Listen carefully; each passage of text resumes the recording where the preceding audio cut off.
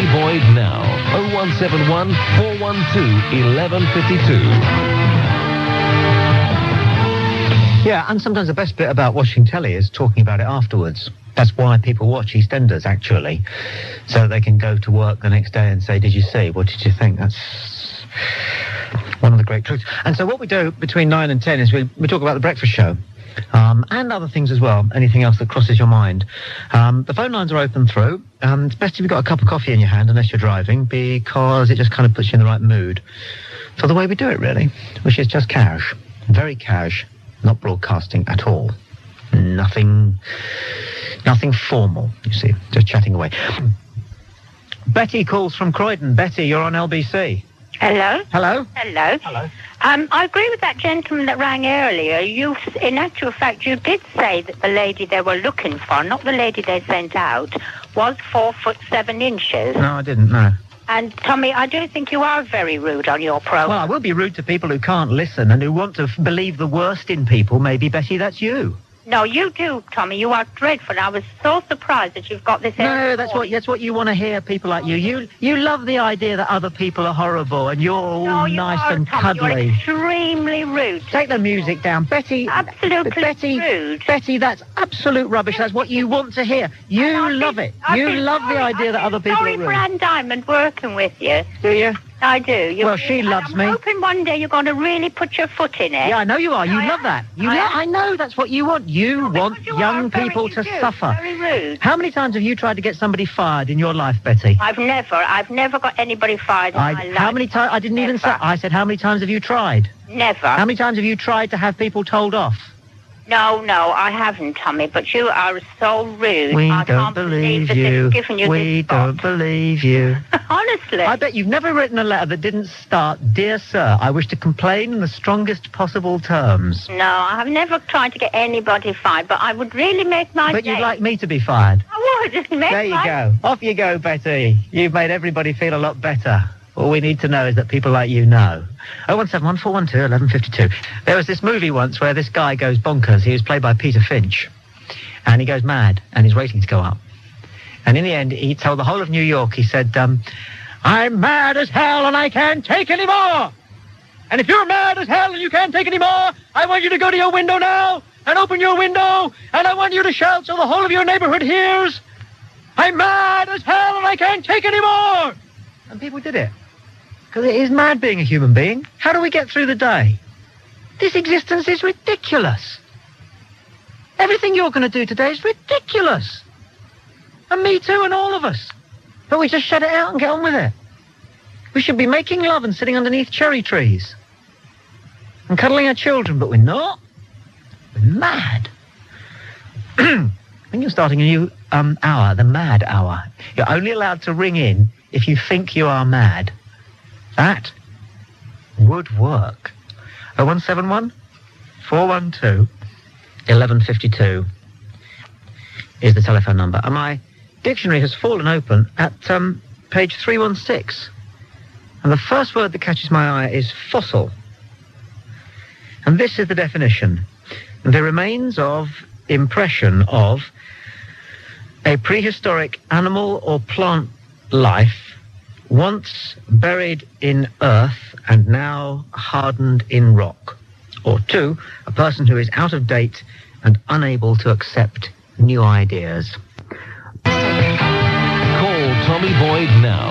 0171 412 1152. So, chickens.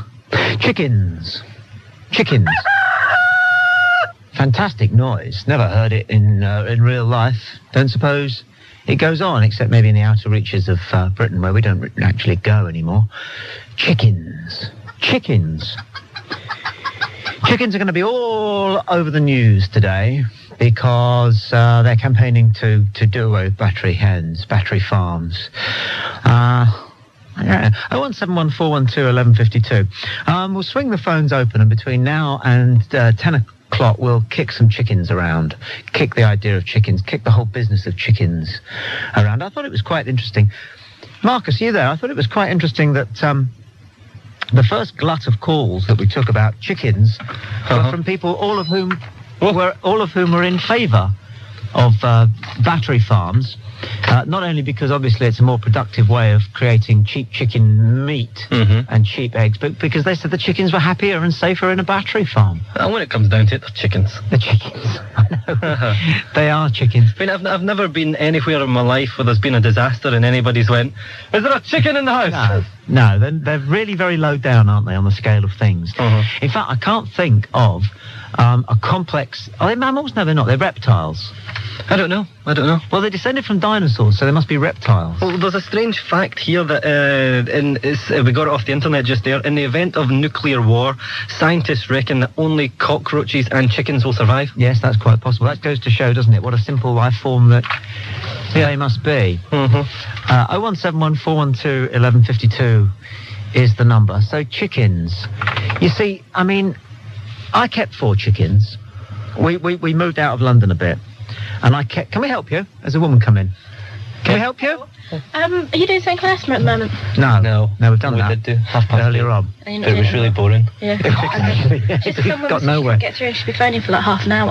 I'll phone her back after the show. Yeah. He's definitely talking. What does she want? Do we know? What does she want? Do we know? She wants to go out on air and talk about asthma, but Did she? I said, we can't come through to me, you need to go and No. to the studio. So she's trying to get on the air any way she can. That's clever. I like that. Well, I see. I presume she wanted to talk. There was just a kind of wheezing on the other end of the phone. We don't know. You shouldn't say things like that, you see. I never said that. No, I didn't say it either. I expect the listener thought it. 171 412 1152. No, chickens it is between now and 10, if the office needs to know. Chickens. So I had 4 chickens, okay? One of them died. It was horrible. How? Well, we don't know. Okay. But my wife went down to get the eggs one morning and to make sure they were all right. Because when you have chickens, in the end, you just make sure they're all right. Do they just keep on laying eggs, no Yep. matter what you do? They do. They don't Yep. have to be... Yeah. No. You have to feed them a lot. They eat a lot. They eat a lot. And they're expensive. What do they eat? Well, you can buy this mix for them. All right. Which you put in a bowl or scatter around. You're supposed to scatter it around because they need some stones in their throat. Oh, yes. So it grinds the... Yeah. Oh, yes, I know. They don't chew their food. So what happens is if they swallow a whole piece of grain, it has to be masticated somewhere. So what they do is they eat a lot of stones, and they keep these stones in a grit bag in their throat. And then the grain goes down into the grit bag, and then the chicken gets its throat and goes... like so. And that manoeuvres the grain around inside the taut grit bag in its throat and breaks down the husks of the grain and renders it digestible. Fantastic. It is fantastic. Fantastic. It is fantastic. And we thought they were just chickens. Well, they're still You know, the chickens. 'Cause ducks don't swallow. They eat stones. Ducks don't swallow. No, hardly any birds swallow. That's why they have to tip their head up. Yeah. Because they can't swallow. It goes down what gravity pulls it down. Yeah. Hasn't it? Have you ever drunk a glass of water upside down? Yeah. Well, that's why pregnant women get heartburn, you know. Because you know how you've got a sphincter halfway down your... Yes. And if you're pregnant, then the baby kind of pushes it up and your sphincter opens up, and that's why your gastric juices get back into your pipe or whatever it's called, and you get heartburn. I do remember seeing one day when I was at school, they showed a film. They put a camera inside. Somebody swallowed a camera. Okay. Why they didn't gag. But they swallowed a camera, and you were able to see how your throat... is it reticulation? I can't remember what the term is for where the muscles sort of work in coordination to push the food down. Like a snake. Yeah, like a snake. So the food gets pushed down by the muscles. It's not gravity. So then they showed a man drinking a glass of water upside down, which you can do. And it's just it's a thing. Do you ever stand on your head? I used to when I was younger. Yeah, it does you no good, does it? You hope you're going to be able to think more clearly because of the blood. Yeah, when you were at school, you used to do it, didn't you? You used to watch the girls do it because you used to tuck their skirt in their knickers and then do handstands. Did used to do that round the back of the girls' loos? Yeah. It always ends up with sex, doesn't it? Conversation. But we are looking into the business of chickens. Chickens and sex. But the other thing was though, the fox got the chickens. We went down from 4 to 3 because one of them died. We think it was egg bound, but we don't want to know what kind of a death that was. Okay. You wouldn't, would you? You would need some Imodium or something. The other 3 were taken by a fox, except they weren't taken. The fox just killed them. So I came home from work, and there were no chickens clucking in the pen. They were all dead. Now, what to do with them? Do you eat them? I don't think I would eat them. I don't fancy eating them after a fox has kind of had a go. Just snap their necks, man. Which you would do. You would have to stretch their necks anyway, wouldn't you? I buried them. And I said a brief prayer. Because you do, don't you? Then 6 months later, the dog dug them up. Let's discuss chickens and all that we know about chickens and decide whose side we're on. I was vaguely surprised that the first tirade came not from those who are concerned about animal rights, but from those who think we've gone too far and we really should not be worrying about chickens. They're perfectly happy in battery farms. They don't know anything else. 0171 412 1152. It's LBC. Call Tommy Boyd now. 0171 412 1152. The head of LBC's audio, come in here for a second, who knows a thing or three about stuff, is Ollie. Morning. And he passed me in the corridor as I was running back, having collected all the internet information available about chickens. And Ollie gave me this bombshell. Did you know that if you chop a chicken's head off, it will carry on squawking? For how long? I don't know. But it carries on squawking. Apparently, Making the a voice noise. box of the chicken Yes. is above its Crop. neck or something, or And something. where they cut its head off. You can chop its head off and the head will keep squawking Right. without a body attached to it. Where did you pick that bit up? Don't know. It's one of those things. Yeah, it's just one of those things. Thank you, Ollie. Nice one. More useless chicken information coming. Come on, you Fulham. Up, Fulham. Now, the programme's producer, Julia, has been surfing the internet to find out some more substantial facts about chickens, although there's quite a bit of legendary stories about chickens having their heads cut off and, well, as Ollie said, carry on squawking and running around after their head's been cut off. Makes me think of that bit in With Nell and I when they're trying to kill the chicken and they haven't got the guts to do it. Right. And they stare it out. Could you kill a chicken? No problems. Could you kill a chicken? Of course I could kill a chicken. If I gave you an axe and a Rip tree... its head off. Seriously? What's the biggest thing you've ever killed? Oh, nothing that big, I wouldn't have thought. You just rip off a chicken's head, isn't it? I killed a That's what crab you do. once on the beach at Whitley Bay and regretted it ever since. How did you kill it? You don't want the details. It was a quick death. Did you pull off its legs? No, it was a rock. Oh. I know. But boys do, and I think they should be excused that. And I killed a snake accidentally once. But anyway, 0171 412 1152 is the number. We're talking about chickens, tailcoating the story that the campaign is refreshed, the campaign which is trying to close down battery farms. So we thought we'd get Julia to find out some more information about chickens, something substantial. What have you got on the internet? Well, if you put the word chicken in on the internet, you get all sorts of baloney, quite frankly. You get all this stuff about psychic chickens, about Jamaican jerk chickens, and about chuckies, which is, of course, Australian for chickens. Is it? Chicken chuckies. And a whole load of stuff from Animal Aid, all sorts of campaigns about factory farming. Did you know rabbits are battery farmed as well? I did not. Well, rabbits, yeah. Where? In this country? I presume so, yeah. Yeah. No, I didn't know there was Not just chickens. that's been kept top secret for obvious reasons. Well, I'm not surprised. I've just let it out. I do apologise. I know that they farm trout. Yeah. And they farm salmon. Yeah. And apparently there's this insect that can infest the trout and salmon. And all they do is they make sure that they process the things quite nicely so that you don't get any insects in your trout and your salmon. Right. Sorry, Regan. It seems Bugs Bunny's getting it as well. Okay. But there's all sorts of facts from Animal Aid about battery farming with the poultry industry, they call it. Did you know every day 2 million chickens and 100,000 turkeys are slaughtered for food in the UK? And what they do is they feed them on high protein food and kill them when they're about 6 weeks old. And that is the fate of your chicken in a battery farm. A lot of people can remember when chicken was a luxury. You could afford it about once a year. And then suddenly, for no apparent reason, chicken plummeted and you could have it 3 days a week. And of course it was the battery farms that made that possible. And I suppose Colonel Sanders is all the more pleased for them. Oh, I bet he's chuffed. You know, because if you were a chicken, you would definitely want to take the guy out, wouldn't you? Until because Mad... he is the antichrist of chicken. Until mad chicken disease comes our way, I'm sure they'll do very well.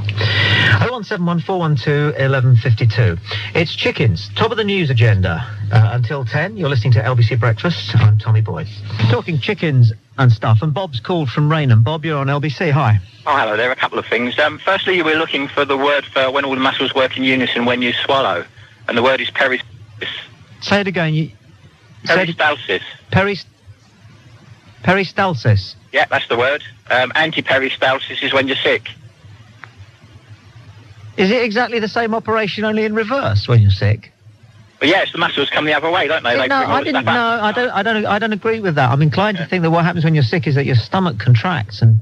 Yeah, but the muscles have to bring it up the throat, and that's anti-peristalsis. So what actually is the muscle that triggers the what should we call it to be polite? Evacuation. Let's call it an evacuation. Evacuation. Yeah. I don't think it's a muscle. I think it's a nerve that causes it, isn't it? But is it the action of the stomach or the action of the esophagus and the connected tissues, the tube? Well, I believe that possibly it's initiated by the stomach, but obviously it's got to be brought up the trachea and out through the mouth. And Yes. obviously the muscles have to work in reverse to bring it up and force it out. Yeah. It's horrible. But anyway, chickens. Yes. Up in Scotland, I've got a little holiday cottage in Scotland, and the chap next door keeps chickens. Hundreds of them. How? And he keeps them for show. So at 6 o'clock in the morning, he's up there washing them and powdering them and putting them in little cages. He's got about 30 different types of chickens, silkies and bantams and goodness knows what. And it's a big thing up there. Because I suppose they don't get foxes up there, do they? Well, they do, yeah, get foxes, but, he keeps them quite safe. And there's big sort of like circuits of shows. I've been to a couple with him, to be friendly. And you get, there are game chickens that look like pheasants and all sorts of chickens. It's funny what people do, isn't it? Yeah, to me. By way of a hobby. Yeah, that's right. But Showing chickens is almost as strange as it gets. Well, I suppose like showing pigeons and all, it's the same sort of thing. But yeah, it's just kind of one-upmanship, isn't it? yeah. And yet, like as with Weird. gardening, the success or quality of the chicken is down to nature, not your mate in Scotland. Yeah. Oh no. I mean, they've been bred. I mean, there are hundreds of different breeds of chicken. There are different chickens for meat and different chickens for eggs. And did you ever come across when you were a boy that story about the chicken tracks that were left in the giant chicken tracks that were left in the snow in Devon about sort of 1876? No, I've never heard of that one. Yeah, I mean it does the rounds. This one, if you ever pick up a book about monsters or ghosts. There are certainly some big chickens because he's certainly got some big ones. Has he? How big's his biggest chicken? He keeps ferrets as well, so ferrets and chickens, they go well together. Well, Bob, thanks for your call. And what's it again? Anti-peristalsis. Mom, I think I'm going to suffer Peristalsis. peristalsis. Have a good day. Oh, shut 'em up. Bye. Marcus. Yeah. It would be completely out of the question to get hold of a chicken in half an hour, wouldn't it? I don't know. Because we could maybe ask Ian Abrahams, because you know how sometimes at the weekend he covers cockfighting in the sport. So I was wondering if we could maybe ask him if he's got any contacts. It would be big if it were. Yeah. If they were doing it, wouldn't it? It would be very big. They used to arm them, didn't they? What, with knives? Yeah. No. Do you not know much about cockfighting? No. I've seen an exhibition of the weapons. They used to... Yeah. Seriously? Right. First of all, they used to strap blades to the chicken's heels. Oh, jeez. One of the ways that chickens attack people and other chickens is by flying at them, right, and then raising their feet with their talons so that they hit the other chicken talon first. Are you with me? Can you visualise that? It's a bit like somebody getting ready for an examination, that sort of physical posture. Okay?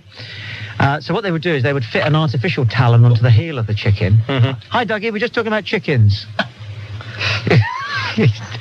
Come through, Dougie. Doug's the man who'll know about chickens. And then they also put weapons on their wings as well, just to make the whole thing a little bit more theatrical. He's on the wrong mic. Is it? Can we ask Douglas to come onto the green one, please? Can you come around the other side, Dougie? There's a technical thing here. Oh, yeah. We're talking in a very casual way, Dougie, about chickens. And I always like your wisdom because you always seem to know a little bit more than most people about I don't know. everything. You do. I don't know much about chickens, I Tom. bet you do. I bet you do. Have you ever kept them? No, but Never I had know them in the you family? have. I had 4, and then the fox got them. No, I haven't. But there was that biz, wasn't there? I mentioned it a moment ago. Do you remember when chicken was an absolute luxury? Yes. You know, you had it once a year. Yep. And then almost overnight, it was 37 pence a pound. That's right. And very commonplace now, isn't it? Yeah. Delicious. I enjoy eating. You like chicken, do you? I do. I had a bit of chicken last night for supper. And There I you thought are. It was lovely. Only the other day, Anne was talking about something else, and Anne was wondering, food poisoning she was talking about, how you know when your chicken's cooked on the inside. Or do you not do the cooking at home? I don't. Oh. I don't cook at all, You wait Tom. till it's on I'm you. one of those old-fashioned species of men. My generation didn't do too much cooking. Fair enough. So I'm delighted that the missus does a lot of it. But I was talking to somebody about E. coli the other day, and I think it was on this programme as well, it was mentioned that the very simple remedy is to cook everything thoroughly. Yeah. But how do you know when it's cooked Well, exactly, thoroughly? That's exactly. the problem, isn't it? Do you know the other thing that we keep doing? And we've only just stopped doing it in our house when somebody pointed it out. If you've got a bit of hot food, you put it on the side, don't you? Yes. When you eat. Yes. And you're going to save it. Yeah. You put it in the fridge. Yeah. But you shouldn't do that. No. Not until it's got down to room temperature. That's right. Because it heats the fridge up. Yeah. And when the inside of the fridge gets warm, then that's when whatever bacteria is waiting to develop inside the fridge can happen. Now, speaking as one who's never cooked anything substantial at all, it is just common sense, isn't it, really? But a lot of people don't have any common sense.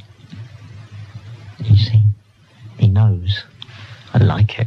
0171 412 1152 if you want to join the conversation. It's LBC Breakfast, it's 9:30. London. Call Tommy Boyd now. 0171 412 1152. Number to keep listening out for the sound of a jet taking off, and you call 0171 412 1152, and the 52nd caller gets to go on a weekend escape, which is a luxury location somewhere on planet Earth.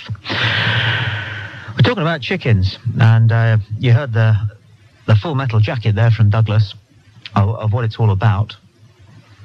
But we just don't know enough about chickens, or maybe we know too much about chickens. But then, as with all conversations, it leads to other things. We talked to a man who sometimes weekends in Scotland, where his next door neighbour keeps chickens for show, as well as ferrets. And I mentioned that it's quite remarkable what some people do by way of a hobby. And Steve called, he's mobile. Whereabouts are you at the moment, Steve? Heathrow, Tom Boyds. Heathrow? Yes. Tommy, I'm wondering, seriously, the thesis of where I want to come from is are chickens the way forward? I mean, as somebody who has always enjoyed physical recreation, and the body at 42 is starting to fall apart, the knees won't take the running, there's a constant injury that just sort of moves from upper body to lower body and into the arms. I'm wondering, are chickens a serious way forward to maintain a hobby? Jeff Capes would probably say yeah, and he's fit. Well, yes. I mean, I can still get 100 on the bar. I can still run 3 or 4 miles. But, you know, that's no good, is it really? It's not competitive stuff. And for somebody who's always experienced reasonable enjoyment from that way of life, from that way of spending one's leisure time, I'm seriously considering running round the pen, trying to catch the daily lunch. You can't catch a chicken.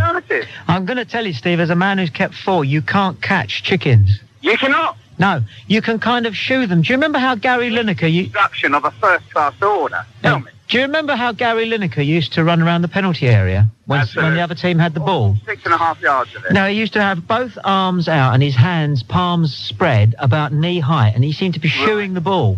Right. And that's how you go after chickens, but you never catch them. What about the diving technique, Tom? It doesn't work. Spreading yourself. You don't do that because you don't... No, you never let yourself touch the ground where a chicken has been. I'm not going into details, but you do know what I mean. I think it's translating. Lost chicken waste is one of the most acrid and unpleasant substances I've ever had to have as part of my life, and you don't want it. So for the fallen sportsman, Tom, do you think chickens are the answer? Are they the way forward? What can you get on the bar? 100. Is that a press, or are we talking a bench here? kg. Bench press. A bench press, 100 kilos? Yeah, plus 20 on the bar. 100 kilos is pretty good. What are you weighing at these days? 14.5. I'd stay in the gym for the time being. Yeah, but Tom, it's the same injury that keeps moving about. It's talking to me. Where is it now? It's in the shoulder. It's moved from the elbow to the shoulder. I think it's a rotor cuff. I think you know your own body, Steve, and that means you will live to a ripe old age. Words of wisdom, Tommy, of the like I haven't heard before. Bye-bye. You're welcome, Steve, anytime. 0171 412 1152. LBC Breakfast. No, it's not just chickens, though, is it? It's the whole poultry family, really, if you ask me. I've never seen a turkey in real life. Has anybody? I've seen a dead one. I've seen a dead one. Turkeys are good, though. Good? Can you get turkey at any other time of year? Yeah, you can, but I lived around the back from a turkey farm once, and they breed them all to come to full weight at around about the same time, which is twice a year. Their big sale, obviously, is November, December, and they have a lot left over. I don't know what happens to them. Although I do know what they do with the waste. What? Which is spread it on fields. Oh, yeah. It's not good, because it seeps through into the water table, and the nitrates in the slurry turn into nitrites in the stomach. And hooray, a health scare. Oh, fantastic. It's a cancer-causing chemical, so hey, a health scare. Gotta have never let a day go by without a health scare. I've got one brother and a mother and father, so that's four of us in the house. But at Christmas, my mother liked to buy a £30 turkey, you know. We ate it until, I would say, about January the 15th. Yeah. She did the turkey stew, turkey curry, turkey soup, turkey casserole, like a turkey sandwich. Chicken soup is supposed to be, what they call it, the Jewish penicillin, don't they? And I know there's that, what's that Woody Allen film where the guy's really hungover and he's due to give a concert and Woody Allen's his cheesy agent and the guy gets very, very drunk and can't go on stage and Woody Allen brews him some chicken soup and it kind of goes halfway to curing him. But what is it in chicken? Annie Hall? Annie Hall? Annie Hall? No. It's not Annie Hall. Laying the eggs at the end. He uses chickens a lot. Aren't there giant chickens in Sleeper? Yes, and the massive eggs. Massive chickens. Do they ride? They're not ride chickens in Sleeper. You see, chickens, this is the thing. Chickens are funny in America. Fish are funny in Britain. But no one really knows why. It's true. I mean, fish... I think it's partly because fish are the fundamental tool of the surrealist in art, as you know. Fish, they've got a strange kind of Tommy Cooperness and Eric Morecambeness about them. Yeah. They don't have to do anything to be funny. Well, the Monty Python team wrote a little catechism, what is funny, and it started with fish. It went, fish, bananas, old pyjamas, buttocks, boils, and string, in that order, are the funniest things. And there's something in that. I'm just getting the top 10 things you didn't know about chickens off the computer, and some of them are very interesting. What have you got? Well, most chickens' favourite time of year is Easter, which is quite lame, isn't it? Chickens can't blow. They can't exhale. They can't exhale. I don't know what that means for... They have two nostrils in their beak, and I know that when they debeak chickens... Have you seen that going on? Why do you debeak a chicken? Well, because in battery farms, they would peck each other and damage the flesh, so they couldn't be eaten. So what they do is they've got this little machine, and it looks like a very small cigar cutter, you know? Like a guillotine in miniature. Like you would take to if you were going to execute a hamster humanely. Okay? And what they do is they just put the chicken's beak through there when they're about 6 weeks old, little babies, and then pull the lever.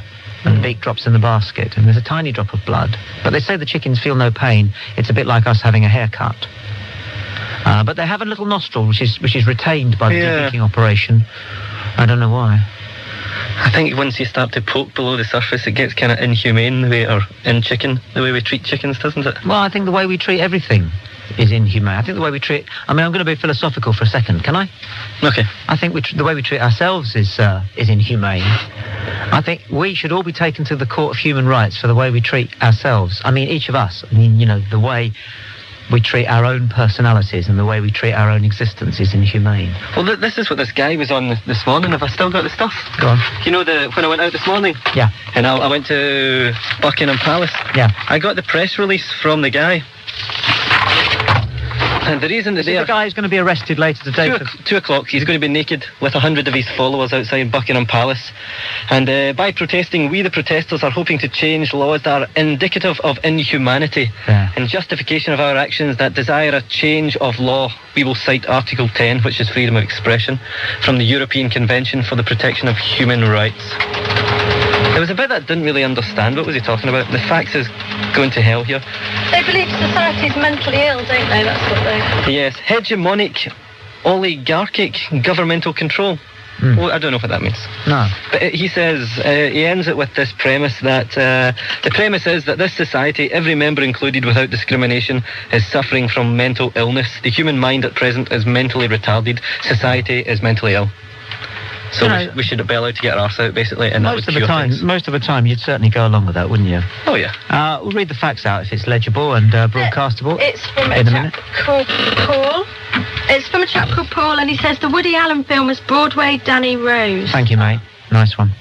0171 412 1152. Chickens and the meaning of life. It's 10 to 10 on LBC Breakfast. And we're discussing chickens, and somehow it seems to... Tom, Greg's on one. He's got a good point about the chicken mentally ill thing. Let's do that then. Hi, Greg. Hello, Tommy. All right, boy. Tommy, who was this guy that said the whole of society is mentally ill? What's the guy's name again? The guy who's running the... Vincent Bethel. We had him on the show earlier. He's doing a naked protest outside Buck House. Anyway. Right. Either he's setting himself up to be, sort of higher and mightier than any of us, or the point he's making is kind of backfired, because if the whole of society is mentally ill, doesn't that make that the norm? Doesn't that mean that sets a different benchmark, doesn't it? Then we're not mentally ill, because that's the norm. And anyone who's what we'd previously call sane, they'd become mentally ill, wouldn't they? Well, you, of course, it's a perfect point, as one would expect from someone of your calibre. Thank you very much. Not at all, any time. No, you're quite right. I suppose you should have said maybe we're not as happy as we could be. Yeah. We'd go along with that, wouldn't we? Yeah, kind of. I still want to see the pictures later, though. I wonder if it'll be on London tonight. Oh, it should be everywhere if he gets arrested. Fantastic. But what you've got to do is get yourself covered with a policeman's helmet. Do you remember the Jesus lookalike streaker at Twickenham donkeys years ago? Twickenham, that's right, yeah. Yeah? Yeah. So, but it was only the policeman's helmet that got him on the... that made it one of the most famous pictures of a streaker. Yeah. Okay, Tommy. I'll let you go. There's the phone. There it is. Thank you very much. No, not at all. Tommy, take care. Yeah, I was talking to Marcus and Julia and the rest of them a couple of minutes ago. You kind of have these corridor conversations. You wander around a bit and then do some stuff. And we're all basically not quite sure what we're supposed to be here for. This is the crux of it. This is why people are fundamentally mentally ill, and physically ill as well, I reckon. It's because, and this is why we're worse off. I mean, you, my friend, listening to this, you are worse off than any battery chicken, because you know. Battery chicken doesn't. I mean, I know animal rights people will say, how do you know that? But I think you can take that as given. A chicken doesn't know. You do. That's why we should be kinder to ourselves. 0171 412 1152. What else have we got through there? I've now got through the top 10 things you did not know about chickens. I had some more, but well, I've arranged them into 10 of all the stuff there is to know about chickens. Chickens are the direct descendants of dinosaurs, and if you look at chicken tracks, if you look at their feet, that's just what the T-Rex feet look like in Jurassic Park. I remember the thing you were talking about, the giant chicken tracks. Yeah. I remember reading them. Right, we'll come back to that. Number 2, the record for a chicken living after its head has been cut off is 278 days. And that is documented. How did it eat? They used an eyedropper. Down its neck? Down its esophagus. Its exposed esophagus.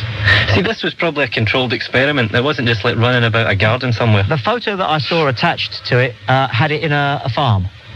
The guy cut its head off and the chicken just went for a run, as apparently invariably they do. You wouldn't want to be in a chicken abattoir, would you, if that's how it goes? A bit crazy. bit crazy. Bit crazy. Because Ollie came in earlier on and said the heads carry on squawking and the body's carrying on running around. They can't. How long does the head carry on squawking for then? He didn't say. Could you post it to someone? It would be kind of the lock, stock and two smoking barrels version of The Godfather, wouldn't it? In theirs they get a severed stallion. Over in Bethnal Green we get a bit of a chicken head. Chicken head. Number 3, the record number of yolks in one egg is 7. You know, you sometimes get double yolks.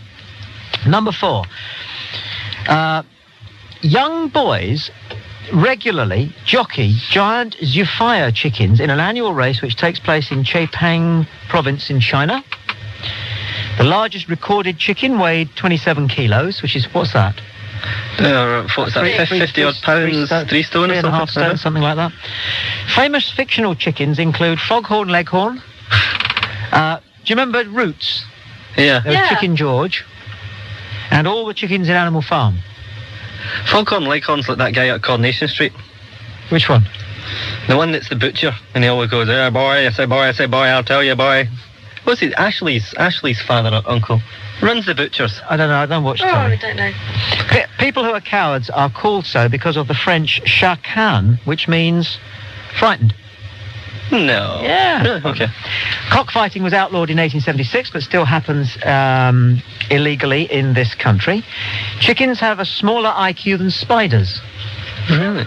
Yeah. When you think it through. It's pretty stupid.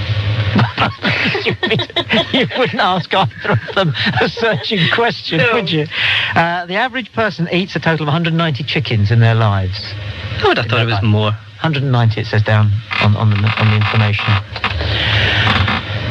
So, and Steve Allen joins us to parade his show, which begins at 10 o'clock. So why don't you hush things down next door, and I'll move the subject on. Unless, of course, Steve wants to tailcoat anything on the chicken issue. No. No? Don't eat chicken now. Good for you. It's infected. There's that. There's always something to... Steve, we were talking on the breakfast show day before yesterday. Can you think of one food that definitely is safe? No. We're talking about Scientology, British Airways. I don't know why you come in here and insist on saying what's in the show, because it doesn't make any difference. Of course it does. It doesn't make a Major on, does to me. 11 o'clock is Health, Dr. Rob Hicks and Ben Webb, and then it's Dine Bursting around Whitechapel. Makes a lot of difference to me. Well, in that case, then, we should do it more often. Well, how much do you want tomorrow? Sorry? I thought 4 hours, you peaked. Steve Allen here from 10, and then, of course, at 1 o'clock, it's Douglas Cameron with a full wrap. Talk to you tomorrow at 6.